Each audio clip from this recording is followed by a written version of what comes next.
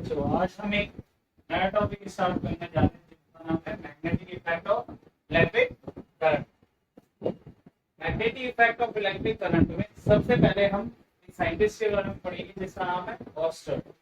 Basically हम इसने सबसे पहले टर्म दी थी कौन सी, इलेक्ट्रोमैग्नेटिक। इसका पूरा ये बेसिकली क्रिश्चियन था और इसने एक और चीज की डिस्कवरी करी थी जिसका नाम था कंपास नीडल, जो कि magnetic effect of electric current पे ही बेस्ड है। ये अर्थ मैग्नेटिक फील्ड को ऑब्जर्व करता है और डायरेक्शन ऑफ नॉर्थ पोल और साउथ पोल देता है। इसी साइंटिस्ट ने आगे चल के अपना एक लॉ बनाया था जिसे बोलते हैं लॉ ऑफ ऑस्टर। इस लॉ के बेसिकली 3 पॉइंट इंपॉर्टेंट थे। सबसे पहला point, a current carrying wire produce magnetic field around you। Suppose हमारे पास ये करंट है, करंट फ्लो हो रहा है बेसिकली इस वायर में अपवर्ड डायरेक्शन में। अगर करंट इस डायरेक्शन में फॉलो कर रहा है तो इसके चारों साइड क्या होगा, एक मैग्नेटिक फील्ड फ्लो होगा। इसको बेसिकली इस तरीके से भी देख सकते हैं, ये करंट की डायरेक्शन है हमारी और ये मैग्नेटिक फील्ड की डायरेक्शन क्या होगी इसके चारों साइड, आइदर क्लॉकवाइज और एंटी क्लॉकवाइज। इसको भी हम लोग देख सकते हैं, अगर मैग्नेटिक फील्ड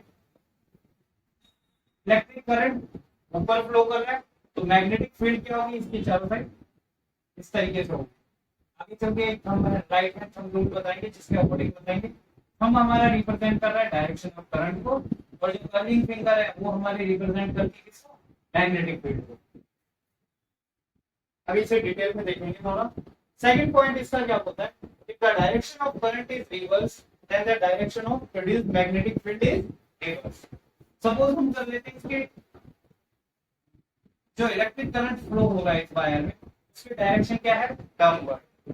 अगर इस इलेक्ट्रिक करंट की फ्लो ऑफ डायरेक्शन अगर हम रिवर्स कर देते हैं तो मैग्नेटिक फील्ड की भी क्या डायरेक्शन क्या हो जाएगी, इसमें क्लॉकवाइज है तो इसमें क्या हो जाएगा, एंटी क्लॉक। ये क्लॉकवाइज इसमें क्या हो जाएगा, एंटी क्लॉक। थर्ड पॉइंट, इससे ये बताया था कि the magnitude of current is increases then the magnitude of magnetic field is also increases. Basically क्या है, अगर इस वायर में जो फ्लो होने वाला करंट है हम उसकी क्वांटिटी को क्या करेंगे, बढ़ा देंगे तो मैग्नेटिक फील्ड जो इसके चारों साइड जनरेट कर रहा है तो उसकी क्वांटिटी भी क्या होगी, बढ़ जाएगी। आप लोगों ने देखा होगा कई बार हाई टेंशन वायर छतों के ऊपर से जाते हैं तो बेसिकली क्या होता है उसके चारों साइड का मैग्नेटिक फील्ड क्या होता है उस करंट की वजह से बहुत ज्यादा होता है। इसलिए ज्यादातर केसेस क्या होता है हाई टेंशन वायर की हाइट ज्यादा रखी जाती है। अगर वो कम हाइट पे होंगे तो बहुत दूर से अपनी साइड बॉडी को क्या करेंगे, अट्रैक्ट कर देंगे। दूसरा, मैग्नेट की बात करें, मैग्नेट दो तरह के होते हैं हमारे पास। नेचुरल मैग्नेट जो कि हम आयरन की ओर एक्सट्रैक्ट करते हैं अर्थ से इन फॉर्म ऑफ मैग्नेटाइट, जिसे हम क्या भी बोल देते हैं, हेमेटाइट होता है और मैग्नेटाइट होता है Fe3O। ये हेमेटाइट है, ये मैग्नेटाइट है। मेन जो नेचुरल फॉर्म में हमें मैग्नेट मिलता है वो मिलता है मैग्नेटाइट से, Fe3O। बेसिकली क्या होता है, इसे हम लोड स्टोन भी बोलते हैं, लेकिन ये हमारे लिए ज्यादा यूजफुल नहीं होता क्योंकि रेगुलर शेप का होता है और इसका जो मैग्नेटिक फील्ड होता है वो डिस्ट्रीब्यूटेड होता है और बहुत कम अमाउंट में। इसलिए हम लोग जो मैग्नेटिक फील्ड काम में लेते हैं, मैग्नेटिक फील्ड के लिए या मैग्नेट के लिए जो हम काम में लेते हैं वो सारे कैसे होते हैं, आर्टिफिशियल मैग्नेट, जिनको हम लोग क्या बोल देते हैं, bar magnet, U shape magnet और हॉर्सशू शेप मैग्नेट। किस तरह से दिखाते हैं, जिस तरह से हम इस मैग्नेट को शो करते हैं। हर मैग्नेट के दो पोल्स होते हैं, एक होता है नॉर्थ पोल, एक होता है south. Same poles repel to each other, इसमें अगर दो नॉर्थ पोल एक साथ रखे जाएंगे तो वो क्या होंगे, रिपेल करेंगे। अगर अपोजिट पोल होंगे तो वो एक दूसरे को क्या करेंगे, अट्रैक्ट करेंगे। मैग्नेट की एक स्पेशल प्रॉपर्टीज होती है, हर मैग्नेट क्या रिलीज करता है, magnetic lines of force release करता है। मैग्नेट हमेशा magnetic lines of force release करता है फ्रॉम नॉर्थ पोल और अफेक्ट करता है कहाँ पे, साउथ पोल। इसलिए हम इसे एक डायग्राम से रिप्रेजेंट करते थे। जब भी मैग्नेटिक लाइंस ऑफ फोर्स निकलेगी किस तरह से निकलेगी, नॉर्थ पोल से और जाएगी कहाँ पे, साउथ पोल से। Quantity of magnetic lines of force depend करता है किस पे, कि मैग्नेट हमारा कितना स्ट्रॉन्ग है और कितना वीक है।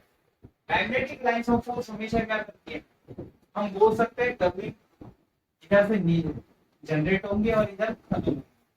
Direction of magnetic lines of force हमेशा नॉर्थ डायरेक्शन से निकलेंगे और किस में जाएंगी, साउथ डायरेक्शन, साउथ को। लेकिन इन द बार मैग्नेट, यही direction of magnetic lines of force क्या होंगी, रिवर्स में। ये नॉर्थ से कहां गया, साउथ पे, और अंदर बार मैग्नेट के क्या होगा, साउथ से नॉर्थ। इसी चीज को हम एक और तरीके से रिप्रेजेंट कर सकते हैं कि मैग्नेटिक, ये जो बार मैग्नेट है, बार मैग्नेट का जो सेंटर पॉइंट होता है वहां पे मैग्नेटिक लाइन फोर्स क्या होती है, जीरो होती है, उसे न्यूट्रल पॉइंट। तो इक्वेटर भी हम लोग इसमें मान सकते हैं। ये हमारा क्या होता है, हॉरिजॉन्टली होता है हमारा मैग्नेटिक एक्सिस, जो वर्टिकल रहेगा वो हमारा क्या रहेगा, मैग्नेटिक इक्वेटर। इसी चीज को हम लोग आगे बढ़ाते हैं। Magnetic lines of force basically depend करता है area of cross section of bar magnet. जितना बड़ा area of cross section of bar magnet होगा उतनी ही मैग्नेटिक लाइंस ऑफ फोर्स होंगी। बेसिकली क्या इनडायरेक्टली वही बात कर रहा है, जितनी मैग्नेटिक फील्ड की पावर होगी उतनी ही उसकी मैग्नेटिक लाइंस ऑफ फोर्स। किसी भी मैग्नेटिक फील्ड को मेजर करने के लिए हम लोग एक मीटर काम में लेते हैं, जिसे बोलते हैं क्या, फ्लक्स मीटर। मैग्नेटिक फील्ड एक स्केलर क्वांटिटी है। स्केलर क्वांटिटी मींस एक ऐसी क्वांटिटी जिसका केवल मैग्नीट्यूड हो और जिसकी केवल डायरेक्शन नहीं है। ऐसा यूनिट ऑफ मैग्नेटिक फील्ड क्या होती है, ampere metre.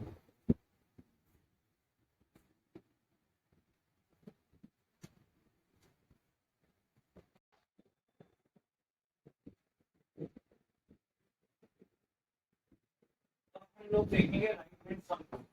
Right hand sum basically क्या होता है कि किस तरह से हमें डायरेक्शन ऑफ करंट और किस तरह से हमें मैग्नेटिक फील्ड की डायरेक्शन का पता है। जैसे हम लोगों ने पहले देखा था, अगर एक वायर है हमारे पास, इसमें करंट फ्लो कर रहा है अपवर्ड डायरेक्शन में, तो डायरेक्शन ऑफ मैग्नेटिक फील्ड क्या होगी, इस तरीके से रिप्रेजेंट करेंगे।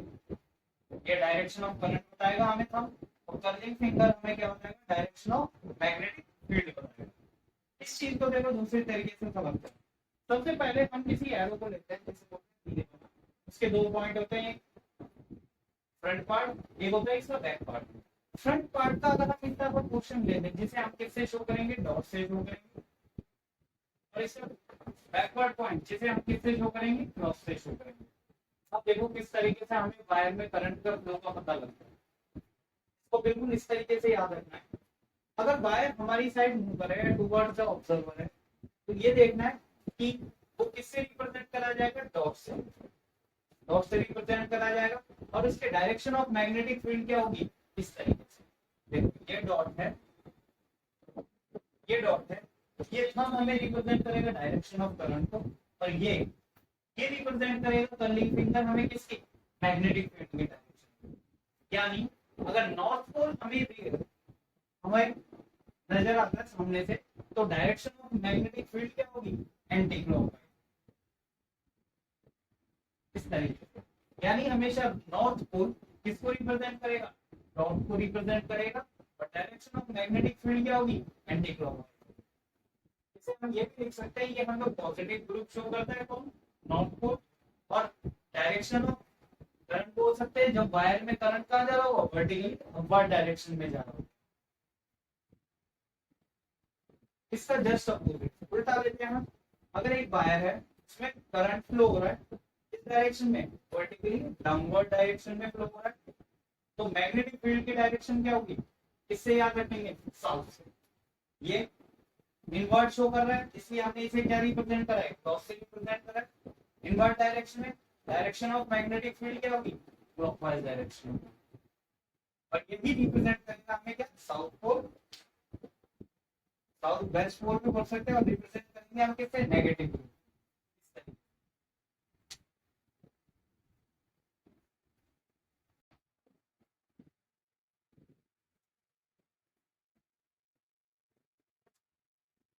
ये कुछ लास्ट में डिवाइसेस आ जाती हैं, इनको देखते हैं, जो कि बेस्ड होती है किस पे, मैग्नेटिक फील्ड और इलेक्ट्रिक फील्ड पे। सबसे पहले डिवाइस हम देखते हैं इलेक्ट्रो ईएमआई, ईएमआई हम क्या बोलते हैं, इलेक्ट्रोमैग्नेटिक इंडक्शन। इलेक्ट्रोमैग्नेटिक इंडक्शन का फिनोमेना ये मान लो कि सबसे पहले क्या होगा, सबसे पहले कोई मैग्नेट होगा, मैग्नेट क्या करेगा, magnetic lines of force produce करेगा, magnetic lines of force produce करेगा, तो साइड वाली डिवाइस में क्या होगी, वो magnetic lines of force induce होगी, जिसकी वजह से उसके अंदर एक करंट डेवलप हो गया, जिसे हम लोग बोलते हैं इंड्यूस्ड करंट। उसी पे एक फिनोमेना बेस्ड है ईएमआई, जिसे बोलते हैं इलेक्ट्रोमैग्नेटिक इंडक्शन, जिस पे क्या बेस्ड होता है, इलेक्ट्रिक जनरेटर, किस पे बेस्ड है, इंड्यूस्ड करंट पे बेस्ड है। किसी के दो एंटागोनिस्ट मान लेते हैं, एक दूसरे के अपोजिट फंक्शन के। अगर कोई चीज इलेक्ट्रिकल एनर्जी को किस में कन्वर्ट करती है, मैकेनिकल एनर्जी में कन्वर्ट करती है, तो उसे बोलते हैं हम इलेक्ट्रिक मोटर। जैसे हम उसे वायर से कनेक्ट करते हैं, इलेक्ट्रिसिटी प्रोवाइड करते हैं, मैकेनिकली उसके अंदर क्या रोटेटर घूमता है और वाटर को सब करता है, एक पॉइंट से दूसरे पॉइंट पे भेजता है। इसका जैसे अपोजिट क्या है, जनरेटर, जो कि मैकेनिकल एनर्जी को किस में कन्वर्ट करता है, इलेक्ट्रिकल एनर्जी में कन्वर्ट करता है। जो हम लोग जब लाइट वगैरह चले जाती है पुराने टाइम में मैकेनिकल जनरेटर काम में लेते हैं, और वो क्या करता है, मैकेनिकल एनर्जी से इलेक्ट्रिक एनर्जी प्रोड्यूस करता है। मैकेनिकल एनर्जी के लिए हेल्पफुल क्या होता है, पेट्रोल, केरोसिन जो भी फ्यूल होता है। हमारे घरों में जो अपने इसमें जो करंट आता है उसे कह रहा है 220 वोल्ट का करंट आता है, उसकी 50 हर्ट्ज फ्रीक्वेंसी होती है। और जो वायर का अगर डिफरेंस देखना है तो हम इस तरह के वायर देखते हैं, रेड इंसुलेशन मतलब रेड कवरिंग की बात कर रहे हैं, वो होता है हमारा लाइट वायर। ब्लैक इंसुलेशन की बात करेंगे तो वो होगा हमारा न्यूट्रल वायर। और जो ग्रीन वायर जो साथ में सपोर्टिंग हेड और सेफ्टी के लिए होता है, वो किसको रिप्रेजेंट करता है, अर्थ के लिए। अगर extra amount of current flow होने लगता है तो वो उसे अर्थ में ट्रांसफर कर देता है। मेन डिवाइस जिसे हम बोलते हैं फ्यूज और सेफ्टी डिवाइस, ये मान के चलो लो रेजिस्टेंस वायर इसके अंदर लगा होता है। अगर करंट एकदम से ज्यादा बढ़ जाता है तो जो इसके अंदर रेजिस्टेंस वायर होता है वो क्या होता है, ब्रेक हो जाता है, और जिसकी वजह से क्या होती है, सेफ हो जाती है।